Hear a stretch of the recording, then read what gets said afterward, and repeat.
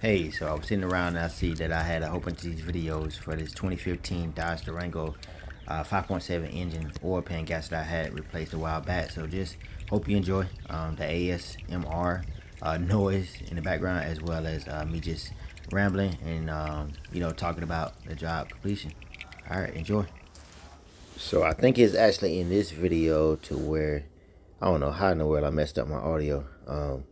But anyways, so I was demonstrating on, I had to remove this bracket. So I had to remove those bolts to the bracket to be able to take that bracket off.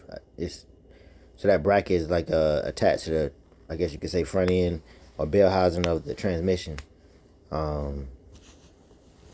So when it comes to that portion, I had to remove those two sides. I think it was probably 4 bolts in all, if I remember correctly, that I had to remove, and then I had to remove those 2 or 3 major bolts there to remove that bracket. And then, and just the way that cross member is, and the way, because the engine is a 5.7, so I was basically showing you the back end of the not transmission, the oil pan that I had to get to. So I had to take all those bolts off as well, just to be able to drop the oil pan. The problem was, the reason why you have to, once you look at the way you're supposed to remove this transmission, right? Or I was showing you, see it, I was here, how I had to get in there too as well. So I had to play almost, what do you call that game? Man, I forgot the doggone the game name. But so basically you just gotta finagle it. It takes a little bit longer than what you had, than it looks, because of the fact that just the clearance for the tools you gotta use. I didn't have my ratchet, I guess you could say, wrenches then. That would have been a good investment. Then if I would have had those, I would have been able to take some of those bolts off a little bit faster. But yeah, it was, all in all, it was a good experience. Just showing you how you have to, the difference between me working on military vehicles when it comes to everything just being a lot bigger, right, and a lot more space, because of it being diesel, versus when you start working on civilian cars, the way the engineers have created certain things to fit on certain platforms, right? Prime example, this 5.7 Hemi engine, they had to fit it on this Durango SUV platform, right, which is normally on a truck. So it make everything pretty tight, man. So, but it was a good experience. Just showing you in this video how I had to remove some of the bolts just to get to this bracket. You'll see later on in the video when I finally get the bracket off. And then I will start going over, moving towards the engine mounts to where I had done. So here you go, here go the bracket.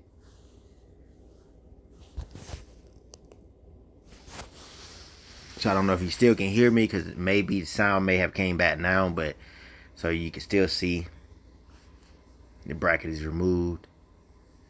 So that's how it looks now. Just putting it back there to show you.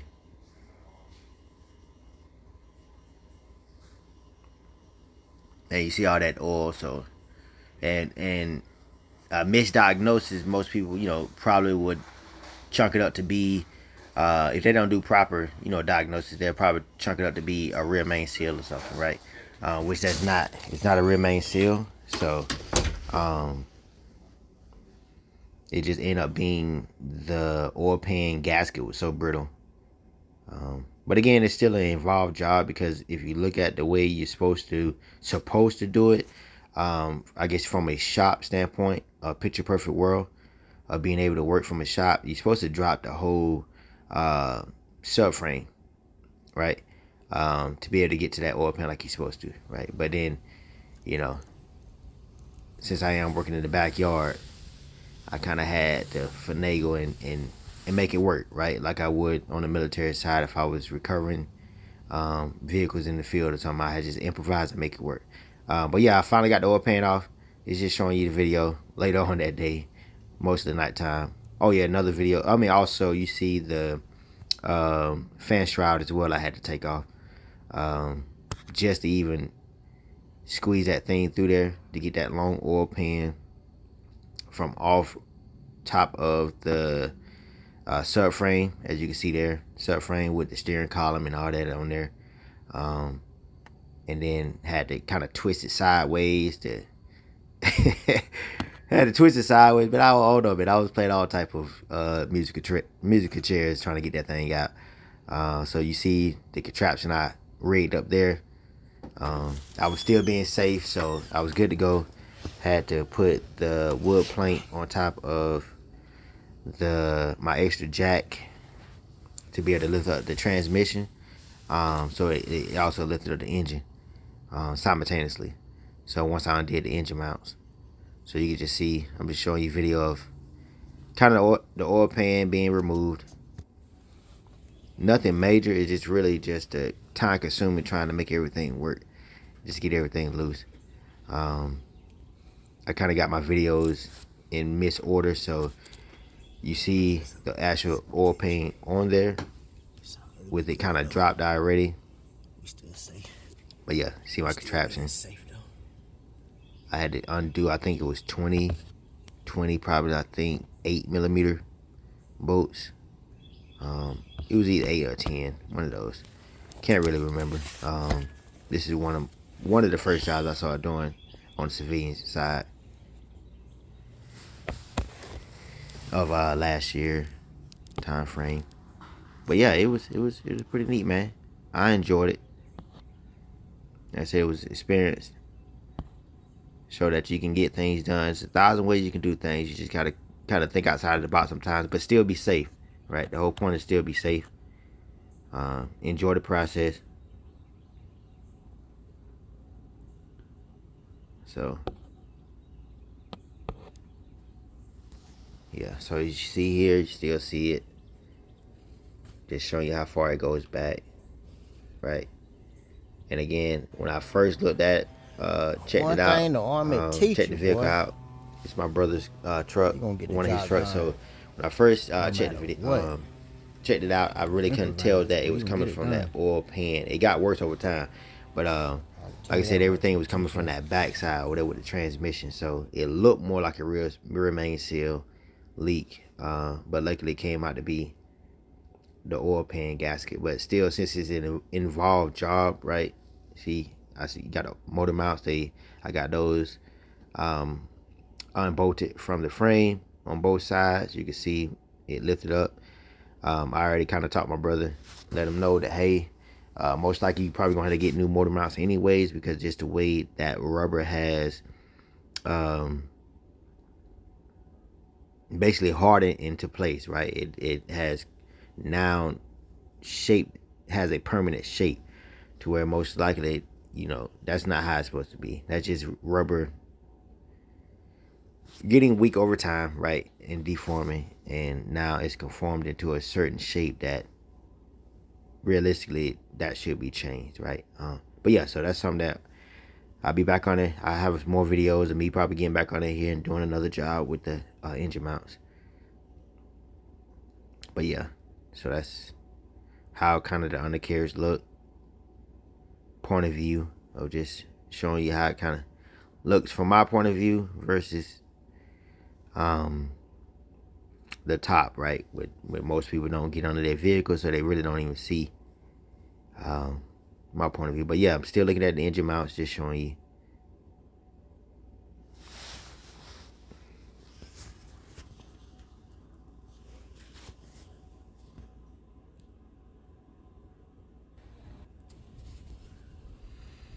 Yeah, not bad. Like I said, it make you because as you can see there, the transmission, not transmission, I'm sorry, the radiator shroud or fan shroud is still on.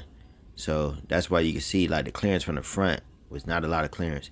So once I got all those bolts off, I think if I remember correctly, I probably jacked up just a little bit more, probably a couple more centimeters. And then I had to take, work that fan shroud off, because that was a whole nother crazy, I guess you could say the way they put it in. But I finally got that off the fan shroud. But here, this is back to the bracket that connects the transmission to the bottom of that oil pan, or excuse me, the bottom of the engine block, right on the back side. So you can see there.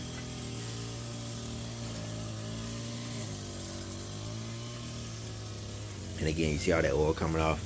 And it wasn't just because I had the engine jacked up. It really was. Majority of the oil was leaking at the rear of the engine oil pan. So at first it looked more like a rear main seal. But again, luckily I was able to get to it, take it off.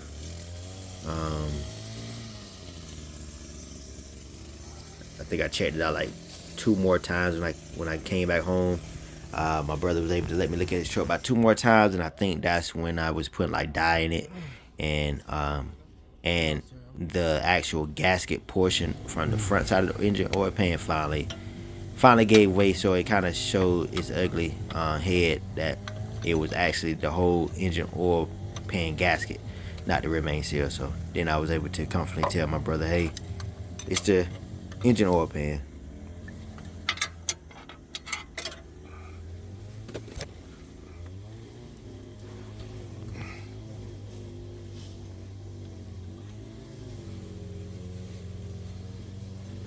So, man, I got my videos mixed up, but we're back to just showing you how just that space alone was kind of crazy.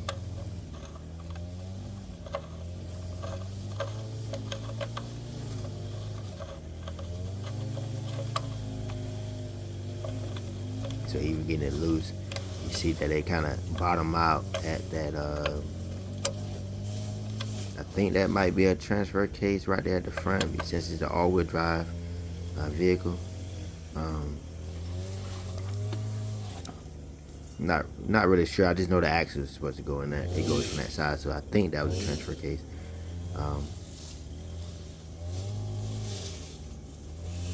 So then that show you how it bottom out right there at the top. So then what you got to do is you got to jack it up a little bit more, a couple more centimeters to get that bolt out. And then yeah, we get that bracket off.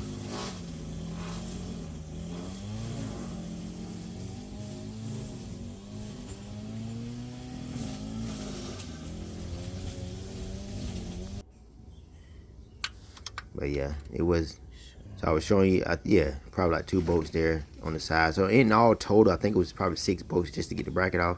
Yeah, those 2 main ones, no, 3 main ones right there. Those 2 that go in that direction, and then you got that 1 on the side, or excuse me, the 2 on the side that go in the opposite direction. So you got those 2 right here that goes towards the front of the vehicle, and then you got the other 2 that goes into that one right there, goes into the transmission bell housing front side. And that 2, you got 2 there on both sides, so that's 4 total that goes to the bottom block of the engine, right? So it goes right past the engine oil pan. It don't go through the engine oil pan, it just go right past it. So again, don't get me trying to explain or doing more research on why that bracket was created. Most likely it's probably due with some type of reinforcement to make sure that transmission, just in case, I don't know, maybe that 5.7 got a lot of torque or something, right? But I don't know, just engineering.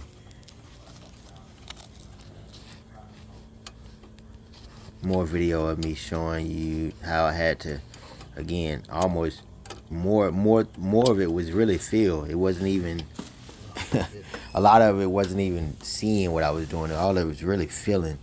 I would say probably 50% of it was probably feel in his job, trying to get there. So again, it wasn't a bad job at all. It's just a lot of it time consuming of just one, doing it for the first time, because I haven't dropped the engine oil pan 5.7 before on a Durango, so this is my first time doing it. Like I said, enjoyed the process. It just was a lot of things that will probably take me, I guess you'd say, a minute to do, turn into 5 minutes per bolt, right? Trying to get things off, trying not to mess up anything, tear up anything, simultaneously trying to make sure it's done correctly. But at the same time, make sure I don't create a longer job than it needs to be, right? Because it's already gonna be a long job from just trying to improvise and do it in the backyard. So now you also adding on me improvising on top of that, trying to, I guess you could say, in a way of almost complete the job to in a way that it was not created or intended to be completed, right? Because I think, if I remember correctly, I don't think he even had to touch the engine mounts, right? If you had a shop, if you had a bay, right? Once you put it on the lift, you're able to take the wheels off, take the two front wheels off, drop that whole subframe, and at that point you're good to go.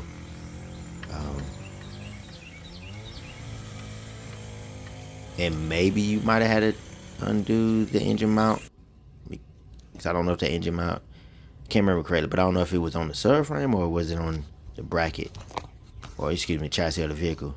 But yeah, so I had to improvise with my 1/4 inch right angle, I guess you could say wrench, socket wrench, electric socket wrench. Had me a extension on it, probably a 3-inch extension with a swivel, and I think probably a 12. That might have been a 12. Yeah, it might have been 12. 12 millimeter socket. But yeah, you see, again, man, trying to record with one hand, trying to mimic the situation again. And I think this is from the other side, if I remember correctly. Yeah, this is from the other side, so I had to take that extension off. And I also had to pull, I think, my longer, because I got a long neck electric ratchet, and I got a short, just a stubby short neck. So I had to put a long neck for this one. Had to go around the, yeah. So it was the same one that was on the same side, but it just shows you how I had to, just to even get on the back side of that, or excuse me, the other side of that.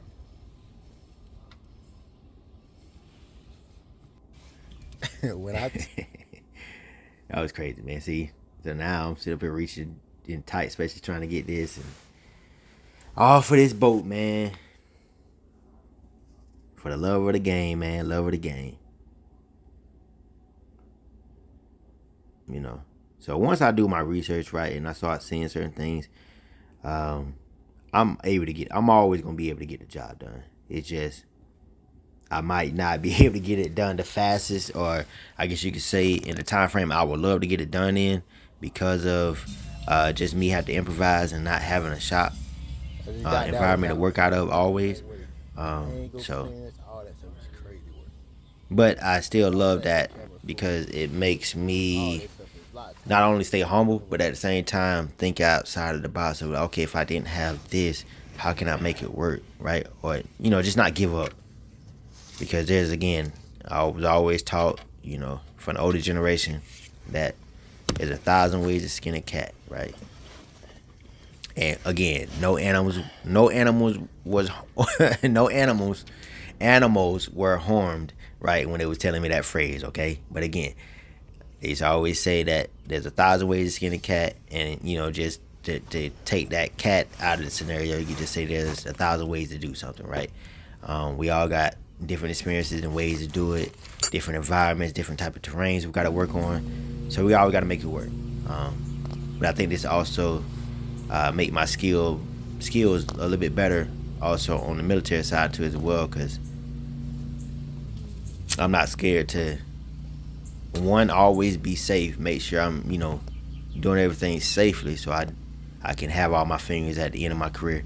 But at the end of the day, it make you think, okay, cool, if I gotta work in mud, can I get it done? How can I get it done, right? And also, how can I get it done safely?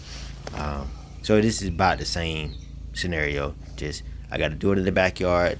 The ground was pretty soft, so I had to put things in place to make sure my jack stands wasn't sinking too deep into the mud to cause uneven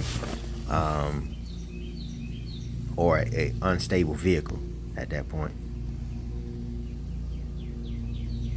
Hopefully the outdoor ASMR is not too loud, but I did want to start doing more videos like this, going back through my camera roll and grabbing a lot of my videos, putting them together to create, you know, one mega video, and hopefully you hear a lot of the noise in the background, just showing you the reality of being able to, you know, complete this job outside in your backyard, man, like majority of us try to do, right?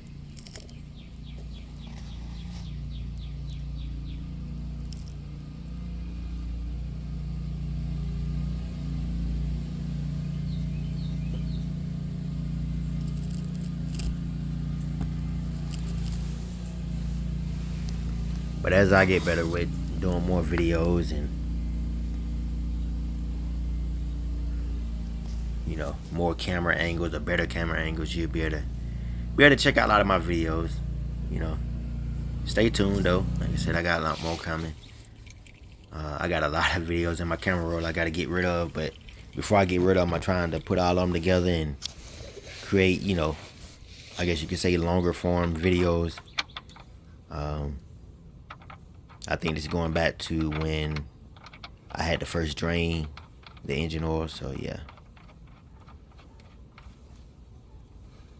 So yeah, I was just done with that, putting the drain plug back in.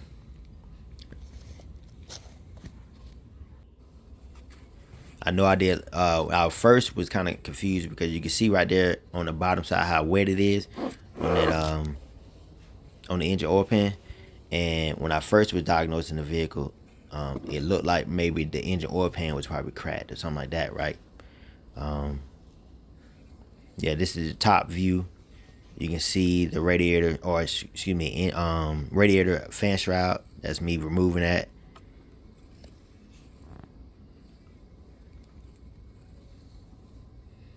So you also see later on in the video how I had kind of burped the system because whoever replaced the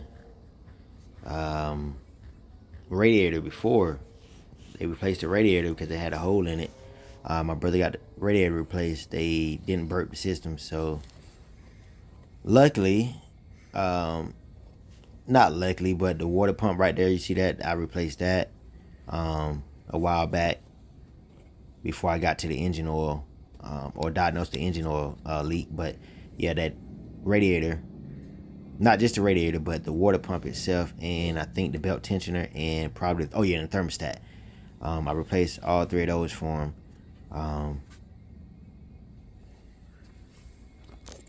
So we was good on that. The problem was just the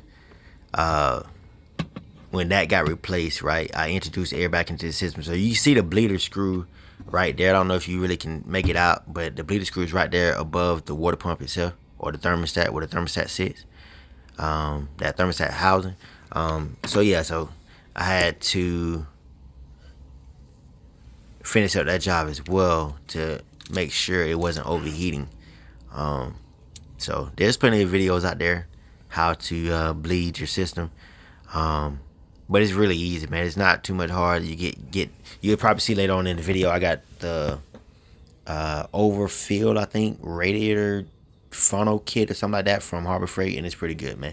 I've been doing a whole bunch of any type of overheating jobs I had to complete when it comes to just burping the system. That funnel kit makes it a hell of a lot easier. But yeah, I'm just going back around. Once I got the engine oil pan back on, just going back on, just make sure I'm finishing my job, make sure I didn't leave anything, make sure everything is tightened back down. Make sure the oil pan dipstick was put back in the oil pan itself. Just little small attention to detail things that my mentor has made sure. Made sure that I that was instilled in me, to make sure that before the job is done, before I say completely that it's done, make sure that I go across everything, rub my hand on everything just to remember. Because again, some of it I didn't even get to see when I was removing it. So just rub my hand there, make sure all the bolts and nuts and washers and all that stuff is back on, right? Because all of it matters. If it was there before, it matters, right? I may not know and I may not agree, but it matters.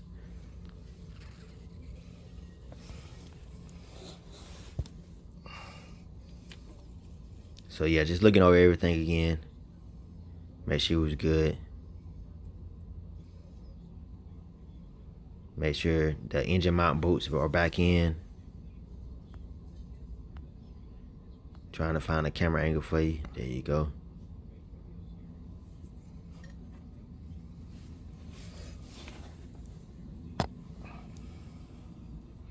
And the job probably was a little bit longer because I was also trying to film it too as well.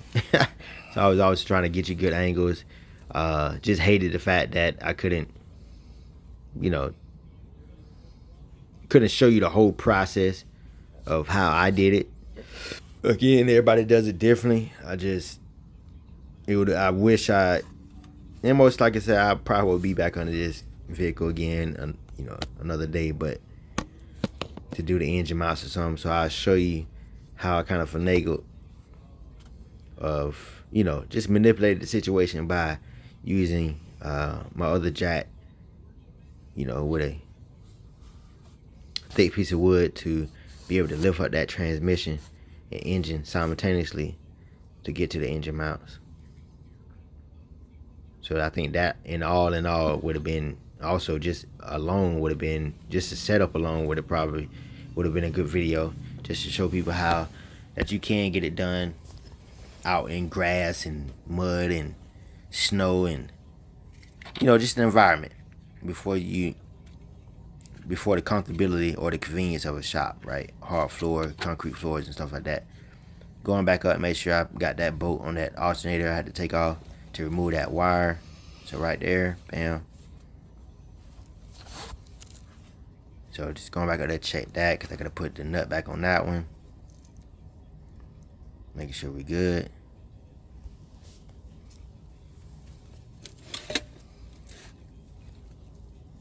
Got the bracket back on. Making sure all the bolts I removed, which is again, I think it was in total probably 8 or 6. Yeah, 6.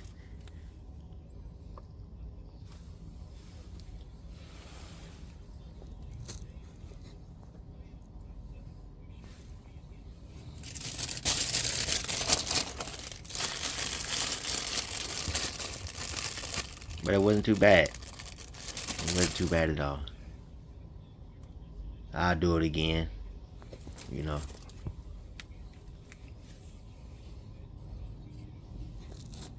Which I'm pretty sure I will. I'll run into some other scenarios and situations to where I would, have to think outside the box. So that's that nut that goes to the alternator wire. I don't know I think that probably was the battery cable. Yeah, I think that was a battery cable if I remember correctly, because it shouldn't have been. I don't think it was the ground cable, but it might have been. I don't know. I just remember I had to take off that. I forgot what I had to take it off for, but I had to get some room over that way, so I needed to remove that. So I was able to. Oh, okay, yeah, I remember it. And I just know I had to get to the engine mount. I just forgot how. I think I was trying to use my stubby ratchet, so I needed to remove that wire out of the way. And that's another good thing too. Just remember, always make space. Just remember where you remove stuff, but make space if you need, and it makes the job a hell of a lot easier. Now, trust me, I learned that over the years, just trying to force things, and yeah, it ain't got to be that way. You can definitely make space to where you're able to. Yeah, so like I was explaining, just to continue to make space. So when it comes to just knocking out the mechanic work, you don't make it a lot harder than what it needs to be. That come from experience, but it also just come with just with turning wrenches over time. You just realize, man, a lot of times the job is a lot longer than what it needs to be, because of the fact that it's not a picture perfect world for every time you're gonna turn wrenches, right? So not every scenario is the same, right? we may be doing the same job. The end goal is to get to the oil pan gasket, but the whole point is how do you get to it in the specific scenario and situation that you're in. So I'm just telling you, a lot of things I learned over time was a lot of wasted time was trying to force a lot of bolts and components and tools into spaces that I easily could have just spent, you know, another 2 or 3 minutes, 5 minutes probably max, just removing whatever was in my way to actually get there. Just showing you how I also had to kind of makeshift in that little small video. I was just trying to stay out the rain, a little sprinkling that was going on. But yeah, we back. You see here, almost like the end product, or in just another video of it from different angles, showing you again that me getting that oil pan back on with the everything torqued down, right? All the bolts torqued down. Again, I think it was probably 20. Can't remember off the top of my head, but I think it was probably 20 bolts to be exact. They go at my makeshift my makeshift lift I had to utilize to be able to raise that transmission up. Again, I left the transmission and transmission mount you know, still mounted. So I didn't remove the transmission mount. I just only removed the engine mounts. Excuse me, engine mount bolts. So I didn't even remove the engine mount. So if it did, however, fall, or I guess you could say my jack, it fell, as in the hydraulic portion would have fell on me or anything like that, to the point to where that jack just would have came on back down, right? I still was safe in a sense of the engine mounts were still in place to be able to stop that, you know, stop that fall. But again, just when you think outside the box, when you do things that is not traditional, just remember the number one priority is just to be safe. That's it. As long as you're safe, you know, you can get the job done, man.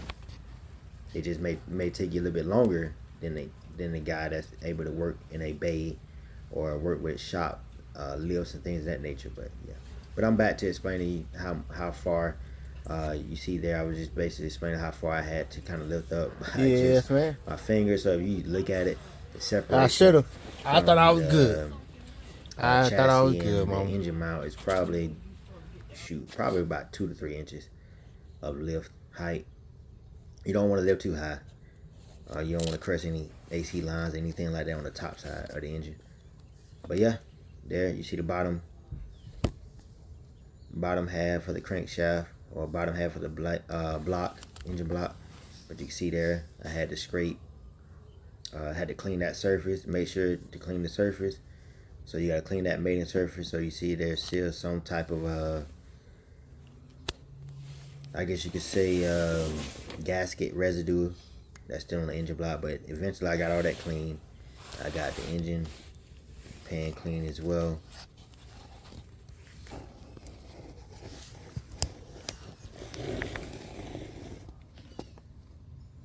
Just showing you different angles, showing you how it looks when I'm from that angle right there. That's probably the greatest point of view angle, looking directly up. This is literally how it looks under that car. So I'm just showing you how now me going back in with the engine oil pan. So this is kind of basically, if you just look at it, you just imagine how I can't pull it out. So I had to do this again. Oh, that's the game I was looking for. Tetris. That's the doggone. I couldn't get it.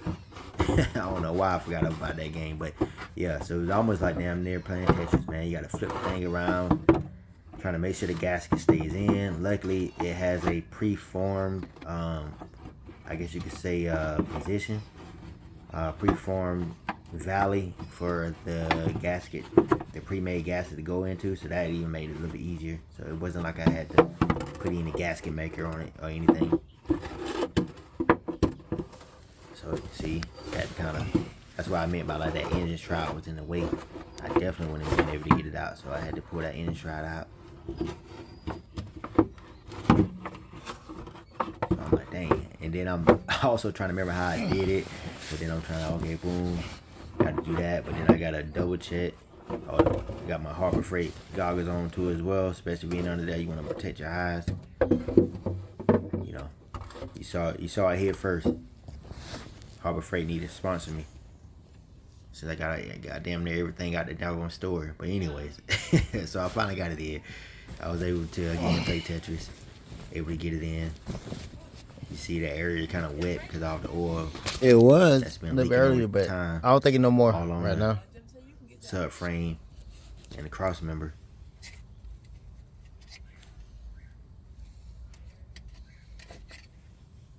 Again, apologize for the video not being, I guess you could say, in order, the way it probably needed to be, of me from disassembling to all the way to reassembling.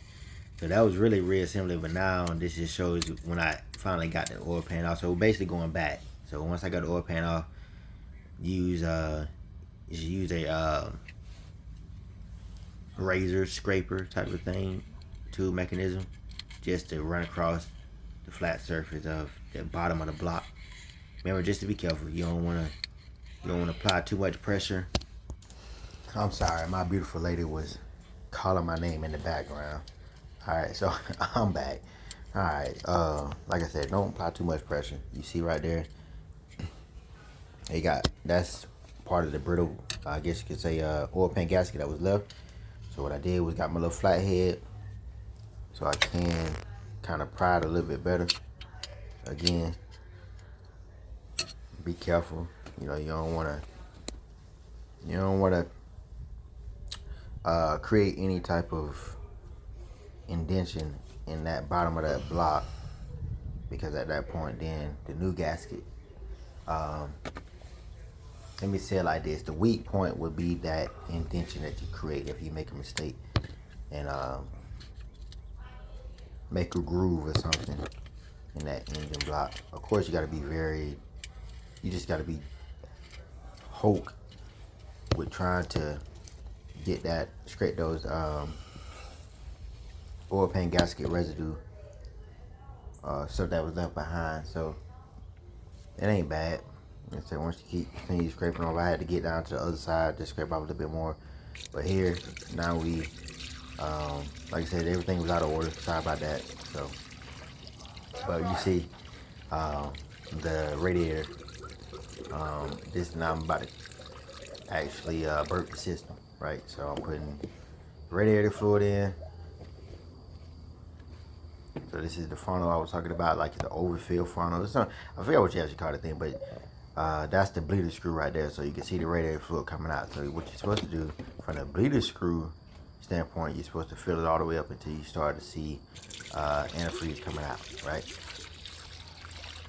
Mind you, I didn't make this, so don't get mad at me as to why, money is basically going down the drain a little bit. So once I realized that it was coming out, I had to put the bleeder screw back on. Once you put the bleeder screw back on, you can go from there with then burping the system. So that's the funnel kit that I got. That's the extra pieces that come with it. Again, I enjoy it. Makes the job a lot easier, and you don't have to waste a lot of coolant. Excuse me.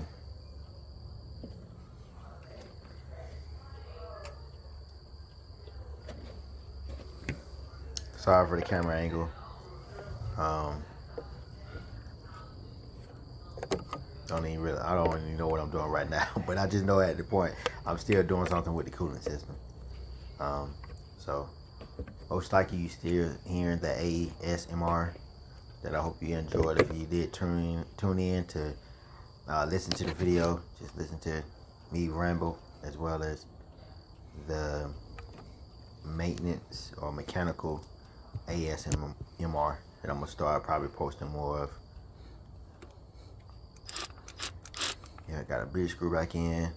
Just tighten everything back down.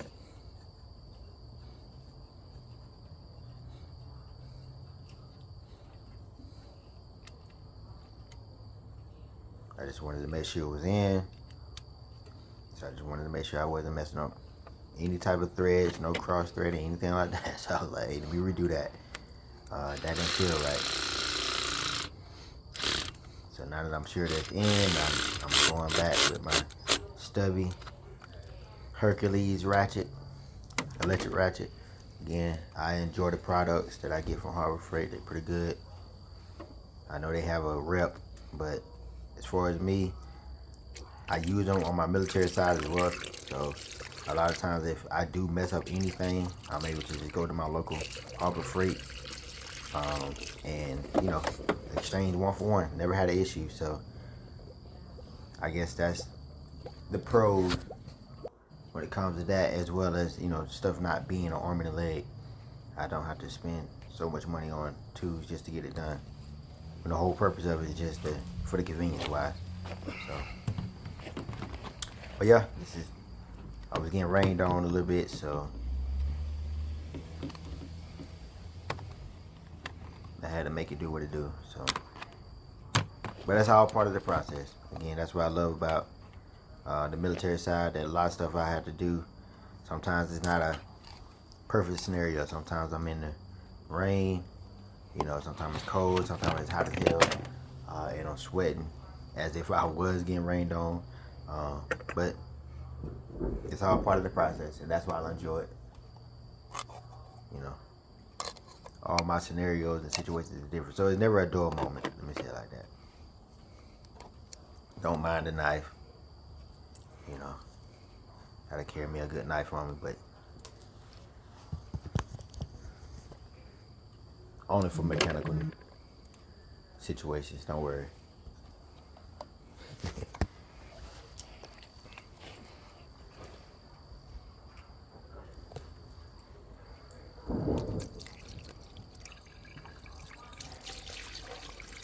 Alright, so I'm going back, filling it up, get it to the point to where it's trying